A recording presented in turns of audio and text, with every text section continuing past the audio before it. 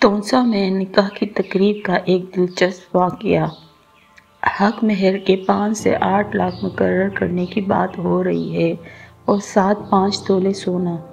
سسر اپنے داماد کو ساتھ والی کرسی پر بلاتا ہے، سرگوشی میں پوچھتا ہے، بیٹا آپ کتنا مہر آسانی سے دے سکتے ہیں؟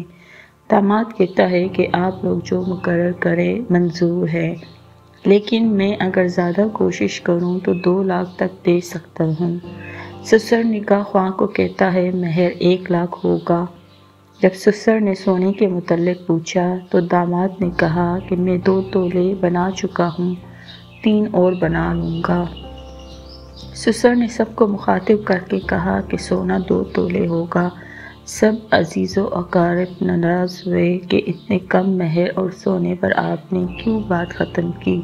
سسر نے کہا آج اگر میں اس شخص کو جو بھی ڈیمانڈ کروں تو مجبوراً یہ پورا کرے گا، لیکن بعد میں یہ میری بیٹی کو جو پوری روٹی دے گا اس کو بھی عادی کر دے گا۔ وجہ یہ ہے کہ لوگوں سے قرضے لے کر یہ ڈیمانڈ پوری کر رہا ہوگا۔ میں چاہتا ہوں کہ میری بیٹی بعد میں آرام اور خوشی سے رہے۔ اس شادی کے 15 سال بعد بھی وہ داماد اپنی بیوی کا خیال رکھتا ہے اور سسر کی خود سے زیادہ عزت کرتا ہے۔